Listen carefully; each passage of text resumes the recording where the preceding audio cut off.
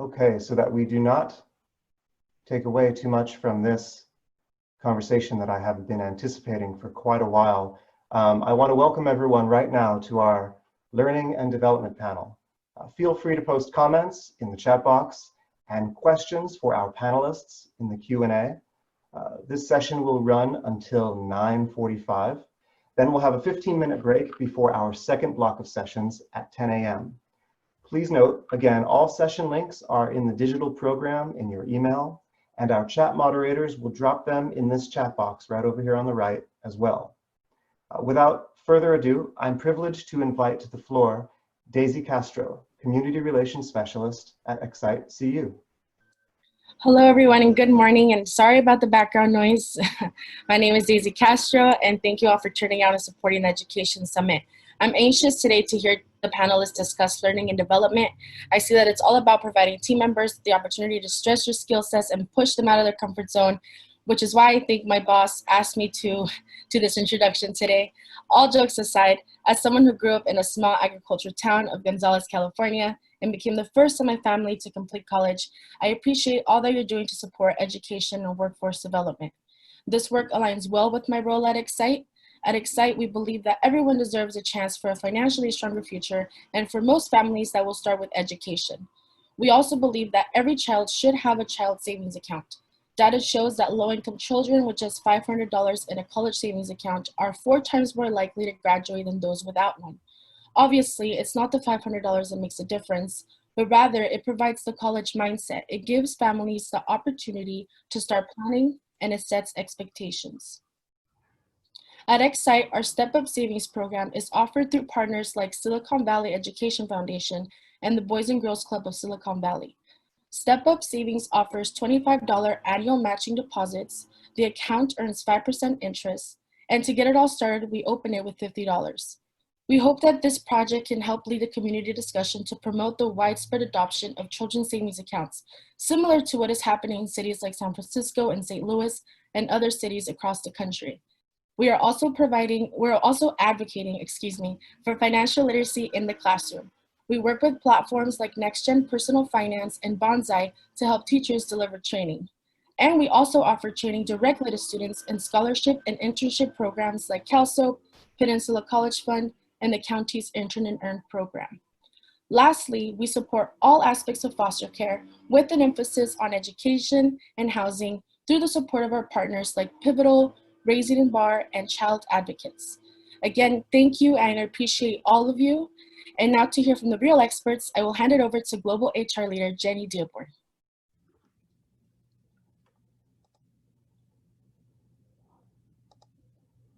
Hi, everyone. Super excited to be here today to be a part of this session. I am a 5-time Chief Learning Officer and a former board member of Silicon Valley Leadership Group, so I'm very excited to participate in this session. I'd like to introduce 2 very exceptional education leaders that I've worked with for many, many years.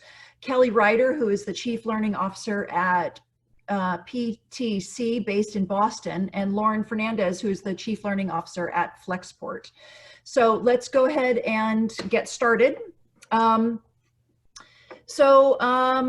Kelly, can I ask you to introduce yourself a little bit more? We met many years ago at Hewlett Packard, and then we worked together at SuccessFactors and at SAP. Lauren, we worked together also at SuccessFactors and SAP. So Kelly, do you want to say a little bit more about your role at PTC? And then I'll ask Lauren for you to introduce yourself, and then we can go ahead and get started. Sure, absolutely. So hi, everyone. Thanks for joining today. I am based in Colorado, but the company that I joined, PTC, is in Boston. I started as the Chief Learning Officer June 1st. It's the first time they've had this role. And one of the things that really intrigued me about going to PTC is what they do with augmented reality, IoT, digital work instructions, all the things that make our consumer products much more intelligent. And I really wanted to come in so that I could take that experience, that consumer grade experience, and bring it internal to the employee experience. And so I'm just starting in role, and it's from the ground up, major digital transformation. So I'm excited to share what we're doing and some of the things that we've learned in previous positions with SAP and SuccessFactors. Great. Awesome. Lauren, introduce yourself. Sure, absolutely. Hello, everyone. My name is Lauren Fernandez. I'm based out of San Francisco. I work for a fast-growing startup called Flexport. We are considered a unicorn, and I came on and joined our global L&D organization in October of last year. We were at 1,600 employees globally, and we did not have a learning team yet. So we were really playing catch up when I first started, but it's been very, very exciting, and I'm happy to be here. Great. Awesome. Thank you. All right, ladies, let's go ahead and jump into it. So Kelly, I'm going to throw this one to you first, and then Lauren, have you jump in. So what role do you think learning and development plays in transitioning the workforce to our new work environment? And do you have any advice that you can share for organizations who are dependent on learning, occurring in the office? What are your thoughts on that? Yeah, so I think most companies realized, much to their surprise, that work doesn't have to happen in an office, in much the same way that they were also learning that education doesn't have to happen in a classroom. And so that for me is a really great opportunity for L&D to start with the change management. I think we have a great leadership position that we can make here to start level setting expectations that learning really isn't a one-time event. It's something that's continuous. It's something that can be facilitated through technology, ways that humans just can't scale in terms of curating and predicting what people can do next. So I think this is a really great time, I think, for L&D overall to really drive that change management and start having conversations that kind of break away from that mindset of you have to be physically located somewhere in order to be learning. So I would say change management is a huge area for all of us in L&D to really take that leadership position to what learning in the next generation, COVID aside, what that looks like next. The other thing I think is making sure that we're focusing on the most important things right now. There's so many conflicting things that are happening in people's lives. They're dealing with having to homeschool. They're dealing with their concerns about what's happening in the world around them. And I think being really disciplined about what are the big rocks that we need to be focusing on, making sure that every learning initiative is hooked into an overall business strategy and priority is going to help with making sure that you're delivering on things that actually can have high impact to employees who, I think if from Burson several years ago said people only had 24 minutes a week. Now, we have much less time. So we need to make sure that whatever we do is super focused, that it's based on delivering impact, and that everything else kind of goes, to the back burner. And then lastly, I think it's really time for L&D to look at different investments that we can make. So companies that had big plans to build out brick and mortar universities or to do a lot of heavy lift instructor-led in-person that had lots of travel expenses, it's really time to reinvest. And I think, especially you guys in the Silicon Valley, you're seeing how much technology is coming up, whether it's focused on D&I, it's focused on learning, it's focused on, helping to create better predictive paths for people and curating those paths for people. I think taking those investments that were really allocated for an in-person event, there's so much that you can be doing to start reinvesting that into technology. So I think change management overall, great time for us to step up and lead, making sure that everything is aligned to a really important business strategy and priority. And then lastly, taking advantage of all of the great technology that's out there. And that's what brought me to PTC, was thinking about how I can create that consumer grade experience internally for L&D. And so I think, those would be the three that I would say would be a good place to start.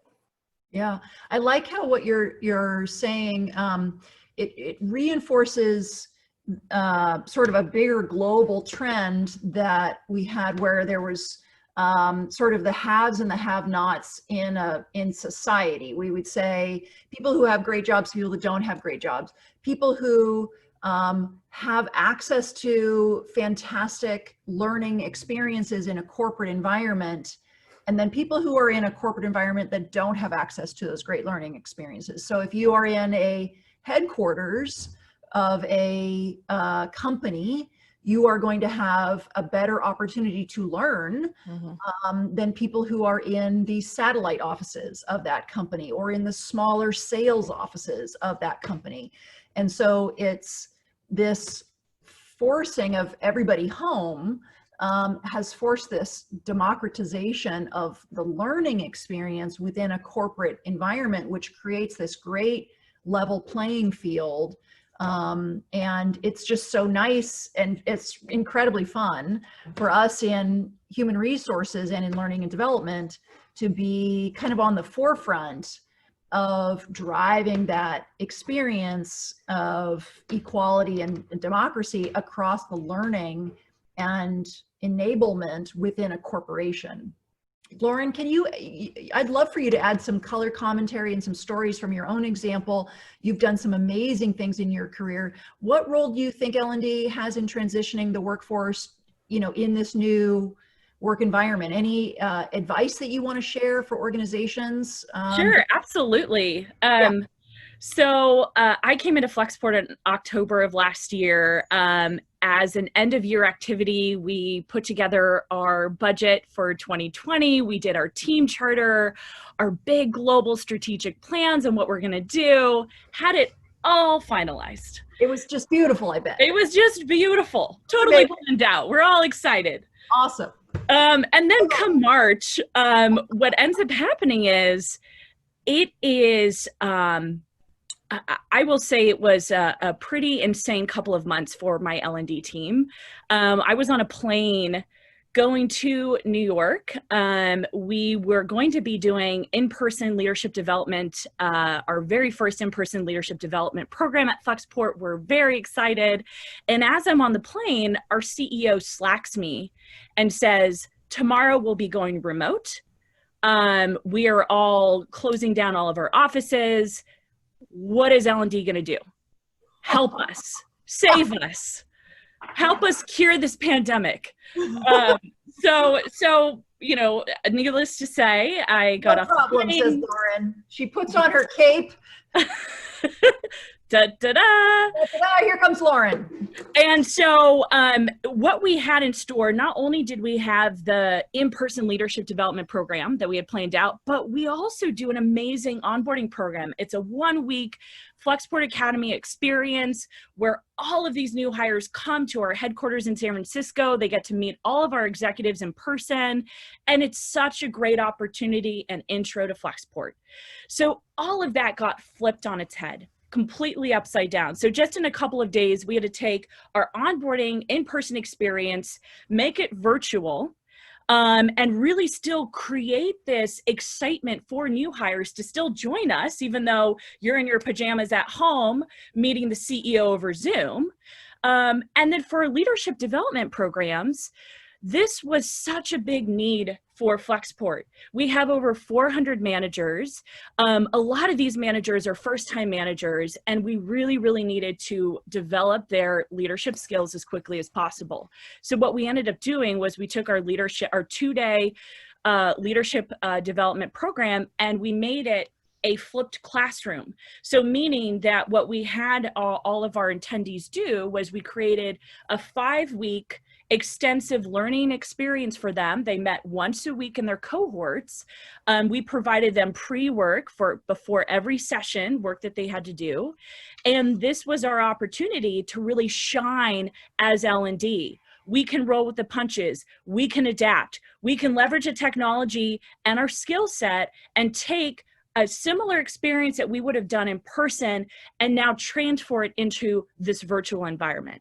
So it's been, I'm sure a lot of learning leaders are experiencing this, is come March and April, it was all hands on deck, taking everything that you had planned, flipping it on its head and saying, how do we offer this still and still have a great experience, but have it be virtual? Yeah, exactly. What I have found is that since learning and development tends to be the most technologically progressive of the different functions within HR, I have seen, well, the corporation, like you said, the CEO slacks you and just says, save us, so the corporation turns to HR and says, or people operations, and says, well, what are you guys going to do to solve this pandemic, for our company? And then HR or people operations will then turn to learning and development. So it really is kind of the center of the center of the center of the bullseye for companies of how they're going to survive and keep their culture together and keep people productive and keep people learning and keep people connected with customers and all that stuff. All of that I have found across all of my clients really falls to L&D. So it's an incredibly exciting time. It's also kind of the rubber meets the road. And if you're good, you shine. And if you're not so good, you can't hide under your rock anymore. It's a very exciting time to really, really show our value as learning and development professionals. Super cool. All right, Kelly, question for you. What are some of the ways in which corporate learning and development can drive equality in the workforce? What are some of the pointers? Do you have any pointers? So specifically about equality and opportunity, what can L&D do in times like this? Yep. So I think just what you were talking about earlier is all of a sudden everyone was put in the same position where they were forced to work at home. And quite honestly, it isn't terribly equitable because you have people who are sharing houses with other people. They have children at home. I've had several calls with people at PTC who are literally in their bathroom or their closet trying to have a conversation so that they don't disrupt their roommate. And so I think everyone kind of got put into this situation, and some people have it better. I've worked remotely for the past 14 years, so I'm used to it. But a lot of people really, this was completely new to them. And PTC was very much a headquarter environment and culture. People wanted to see each other. They wanted to interact, and they couldn't make that transition into this virtual type environment. And so I think for L&D, it's really thinking about, what are we able to provide to everyone at the same time, and what are the different skill sets that we can raise up. So a lot of what I'm seeing is communication skills, how to manage a virtual team, how to keep people engaged, how to give them equal access to the different types of learning and materials that are available. So you mentioned earlier, people who sit in an office often get kind of first priority for events and for training and for coffee corner sessions that people in the virtual environment have never been able to really experience completely. And so I think it's leveraging what you have. I mean, if you haven't invested in third-party content providers, being able to have those, systems to deliver training, that would be one way that, I know we use LinkedIn Learning, O'Reilly, to deliver content to people so that everyone has access to that across the organization. So I think, really helping to give everyone access and not have it be just for those who are in an office environment or those who are able to travel is I think what we at least are starting to do more and more is to try and market and package what we have available today and get those out to everyone. I think the other thing that I'm looking at is how can we increase talent mobility across the organization. So I think those, again, who were sitting in an office often were seen a lot more as people who could potentially rotate across the organization and get different experiences or move from one business to another or progress from one career to another. Now, everybody has the same visibility factor, right? We're all on Zoom. We're not being seen as much by executives or leadership. And so talent mobility, it's one thing that we're investing at PTC to help us move people across the organization, give us access to people that may not have been considered before, where all of a sudden the borders are open, right? And we can find those people and give them, opportunities that they may not have had, if they were in a smaller location or they're a remote worker like myself. Lastly, I've been spending a lot of time with our benefits people, and especially because I've been remote for so long, they're asking me, like, what are some of the things that remote workers need? Like, what are some accommodations that we should be making? And so, I've really tried to be an advocate. You right? become a subject matter expert for them to get, yeah, that's cool. To help them, maybe we need to subsidize, internet. Maybe we need to look at other tools that we invest in for collaboration. So, those are the three things that I would say of what we're doing. So it's really looking at ways that everybody can have access to the same kind of content through third-party content providers, giving talent mobility an opportunity to move people across, people that may not have been seen before, and also just, continuing to be an advocate for employees and pushing on the benefits team, pushing on executive leadership to really invest in, this new work environment. Yeah, there's disturbing data that people that work in a headquarters environment are twice as likely to be promoted than people that work in a satellite office or people who work remote, because it's just out of sight, out of mind. And it's very, Absolutely. most corporations are very sort of headquarters focused. And so this is a great opportunity for executives that normally they get their power by sort of management by wandering around. Oh, I'm here at the office. Now I'm in charge. We're like, well, no, you're the same as everybody else now. And we're all in this tough spot. So it has been a great equalizer. And also in learning and development, those of us who are like the three of us leaders that are very technology savvy about new tools and technology, we've been pushing our organizations for many years to adopt really interesting new technology approaches. Like, we don't need to fly 2,000 people to get to Vegas for this 2-day event. We really could do it for a fraction of the price and probably a better learning experience. Maybe the networking part and the bonding part is not going to be the same, but the content absorption might be the same or better with a follow the sun, on 24 event, that to name drop a vendor. There's other ways of doing it that might be more equitable and drive better results. And we have been struggling for years to get leaders to agree to test some of these more innovative approaches. And now it's a great time for they're like, oh, remember that idea you had a couple years ago? Could we quickly put that in place?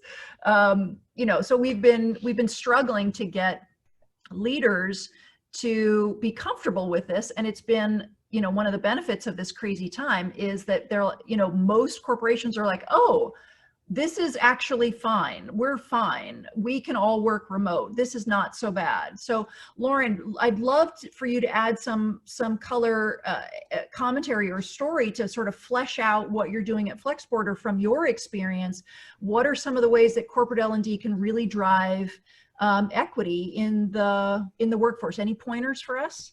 Sure, absolutely. So a couple of things. For us, it was first about educating our managers and our executives that everyone has a different at-home environment. Kelly mentioned a couple of great examples. We have employees with kids. We have employees that have multiple roommates. We have employees that are sharing rooms. I mean, it really is a totally across the board, everyone has a different at-home situation. And so for us, the first step is, we educated our executive team and our management team to say, look, we have to be flexible with our employees. We have to be able to be understanding of what they're going through. We have to give them that flexibility in their schedule. We can't be booking back-to-back meetings with them when they have kids to take care of at home, or maybe their roommate needs to use the living room.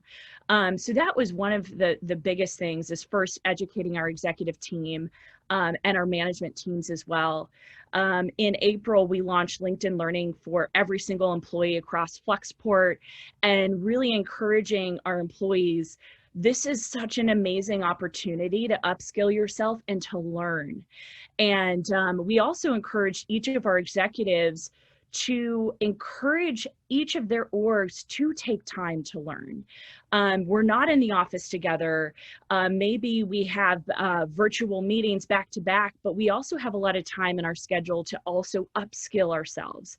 And so we've encouraged each of our executives to send out very, very explicit emails to their org saying, let's take a couple of hours on Fridays, or let's take a couple of hours on Wednesdays. We have some teams that are doing no meeting Wednesdays so that they have an opportunity to sit back, to take some time to upskill themselves. So that's been really, really big for us. We've launched a couple of learning paths that is really focused on how to lead virtually, how to work with your remote teams. What does it mean to work in this virtual environment?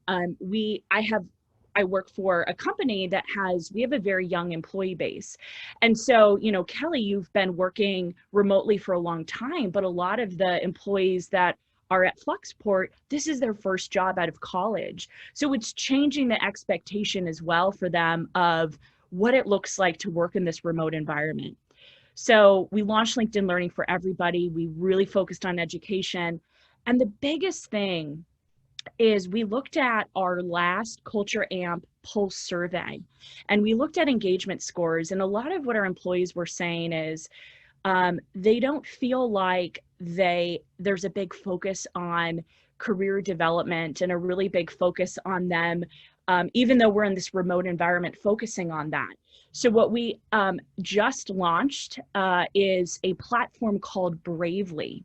Bravely they're all about equitable access for coaching for all employees at your organization.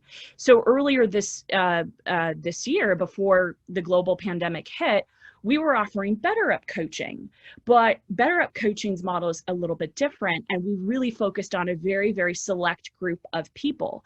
Jenny, you mentioned this earlier. We were creating the haves and the have-nots. Now that we're in this virtual environment, we thought, well, wait a second. If our employees want to focus on career development, why don't we give everyone their own personal coach? And even though they're in this remote environment, we can offer them that opportunity to work with somebody on their career development plan for the rest of the year. And it was a smash. It was for Bravely, we're the highest activation rates. We have over 30% of the company that's already booked their first coaching session. And mind you, we just launched this on Monday of this week. So clearly this was a hit and a big, big need. So talk about equitable access. For us, we're looking at solutions now that are one to many versus a targeted L&D approach for our workforce. Remind me, you mentioned who you use for your surveys? Yes, Culture AMP. Culture AMP. So I've heard Culture AMP from a lot of my clients, and whether you use Culture AMP or you build something in Qualtrics or whatever, or go Monkey, whatever. Survey Monkey. Survey Monkey. Super important in times like this, checking in with your staff. So whatever you do, really important to, I would say, quarterly, at a minimum, short pulse surveys, ask open-ended questions. Don't say, how are you? And because the people's instinct is to say fine, or, you good? And then the answer is a closed question, and then it's yes or no. Ask on a scale of 1 to 10, how stressed are you? Ask so that people so that they have to answer and they have to give a number, right? So you say, oh, I'm stressed, but is it a low stress or a high stress? In times like this, there's a lot of check-in needed, and we have that technology in learning and development, and we're also very accustomed to gathering feedback from classes. So you're going to see a lot of your HR or your people ops organizations coming to you and asking for, how are people in the organization doing? What is the stress level? So I love that you guys are focusing on coaching also in times like this. That's great.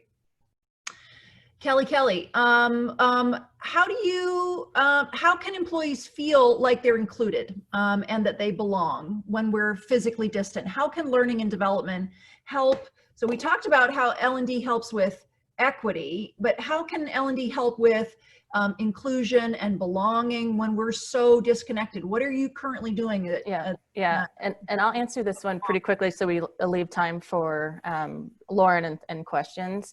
But this absolutely is one of the hardest ones right now. I mean, people really crave that interaction and that social networking I mean, I know when this all started, there were tons of Zoom happy hours and Zoom meetings, and I think people are just totally zoomed out, right? So it's like, at the end of the day, I know when I first started back at work, June 1st, I mean, at 3 o'clock in the afternoon, I had to go lay down because I was just so exhausted from constantly being on Zoom meetings. And of course, just the projection of yourself all the time. So I think a couple things that we're doing is we're really trying to look at adding the experience, adding to the learning experience through things like virtual learning spaces and learning circles. So, you know, we let LinkedIn Learning deliver the course content so that everybody gets the same message consistently. And then we're following that on with learning circles and having a discrete topic. So goal setting is happening right now in our company. So we send people through LinkedIn Learning, and then we pull them together, and we actually do application and exercise-based exercises together cross-functionally. So it's great because we can get global representation in these groups rather than just a discrete location. The other thing that we're looking at, because PTC is augmented reality, virtual reality, very, very, very digital, is looking at how we can bring in virtual reality. So putting people into immersive environments and spaces, making them feel as if they're, you know, meeting our CEO in the office. That's, you know, kind of next gen, far out there for us, but the technology's here. And so I'm really excited to start playing around with that and letting people feel like they are in a simulated environment and talking to people that they may not have had access to before. So those are two that I'm really excited about for us to launch this year. Uh-oh, you're on mute, Jenny. Thank you. Lauren, thoughts on that? Yeah, well, first off, Kelly, I'm very excited. That sounds really, really cool next gen. So you'll have to let me know how that goes. For us, we are doing also LinkedIn Learning Circles as well. We've launched a diversity, equity, inclusion, and belonging learning path that we are requiring our employees to go through. A lot of our general managers are taking upon themselves to run their own learning circles with their office teams, which is huge. Yeah. We're also seeing a lot of help with building this inclusive environment through our ERG groups or our employee resource groups as well. So we're seeing a lot of really good virtual events. Each of our ERG groups have their own Slack communities. So they're sharing articles with each other, learning resources, and that's really encouraging to see as well.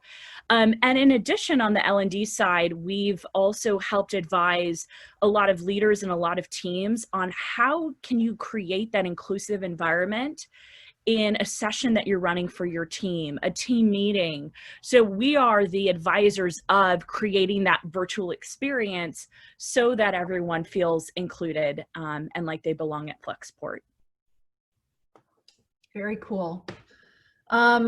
There is a, I'm just going to jump to questions that are in the chat. So what do you think about volunteering in classrooms with kids, in person or remote, as a powerful experiential learning for employees? I'm going to jump in and say that it is awesome for employees to work in K through 12 in any capacity. So as an organized volunteer group, something that you put out as initiative that says, you know, we are, as a company, we are adopting this particular school that's in our community. You know, we want to have a presence to help this particular school that's underprivileged or something like that. And, you know, you take shifts and you sort of, as a company, you adopt a school and you know, do cleanup days and classroom time, stuff like that. So that's a huge way of making a massive contribution to the community in which you work. At a smaller scale, you can also adopt a teacher or a classroom. So when the three ladies, when we were all at SAP together here in Silicon Valley, we adopted a class, a teacher and all of his classes. He ran a tech program at Sequoia High School. So there were lots of people that went through and rotated through his classroom and were part of his curriculum, but also so that's sort of like the highest level you could do it, and then, adopt a school, adopt a classroom, and then just kind of drop in. And I would say any and all things that employees can do to be part of the K through 12 experience is fantastic. As an HR team or as a learning team, you probably want to put some sort of structure around it so it doesn't feel like, hey, everybody volunteer in your kid's classroom. It's going to feel like, well, what's this for? Where are we going? What's the point? How do we do it effectively? It's going to feel like an awkward sort of time waster unless there's some sort of packaging around it. Kelly, Lauren, anything to jump in and add about? No, I'm seeing questions coming in both the QA and the chat channel, so I want to make sure we do address those. I think getting into a classroom is great. We're looking at, we have a company out here locally, or not out here, but out in Boston. It's called Apprenti, and they have an apprenticeship type program which brings in new talent, especially diverse and underrepresented minorities, into the pipeline. And so just having that connection to different groups like that to give educational experiences is, I think, important to any company's corporate responsibility initiatives. Yeah.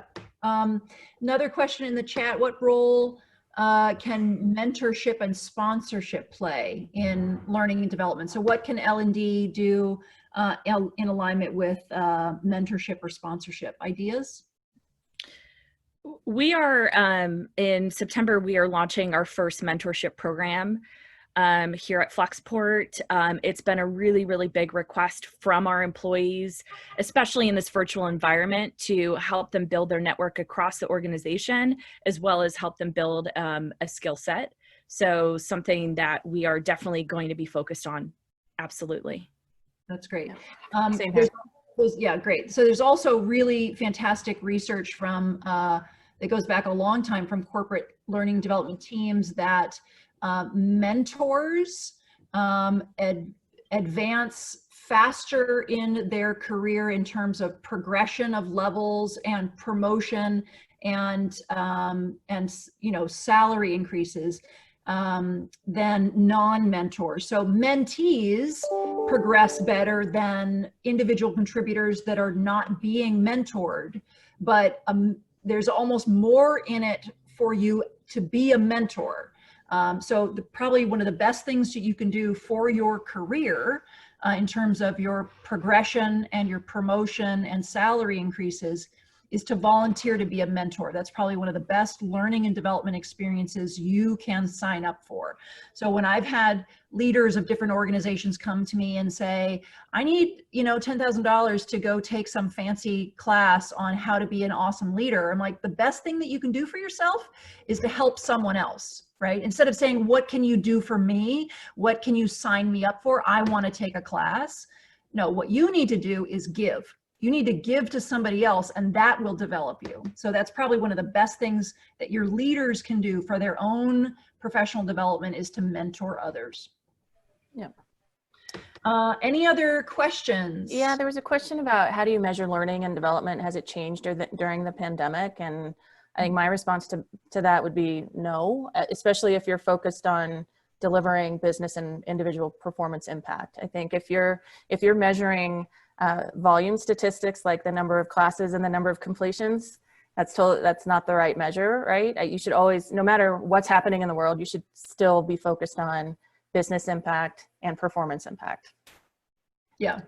If anybody's interested, I wrote 2 books of that are bestsellers that walk through exactly how to measure. Oh, I love it.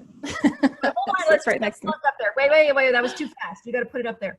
Okay, so lo and behold, your moderator has written a best-selling book on how to measure learning and development business impact. There you go.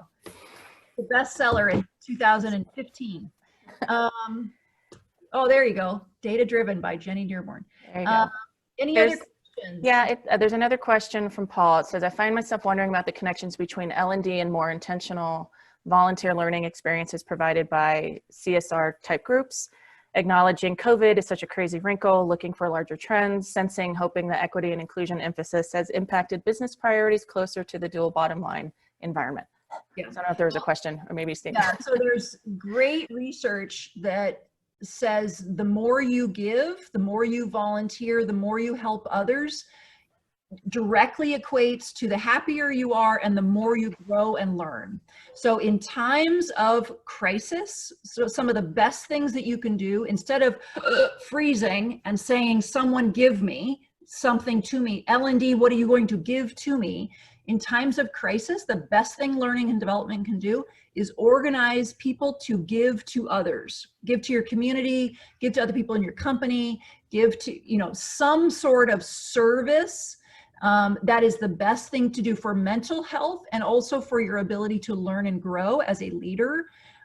So everything that we do in learning and development is really based on the science, the brain science of how we learn, what we're motivated by, how we grow, what develops us as leaders, right? So we are very grounded in that research, and the best thing to do in times of crisis is to give in some sort of service capacity to others in your company, as a, you know, as a teacher, you know, a learner teacher within your community, or, you know, as a volunteer.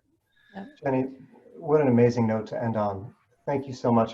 Can we all join and use whatever Zoom fashion we want to use to thank our wonderful panelists today, Jenny Dearborn, Lauren Fernandez, and Kelly Ryder.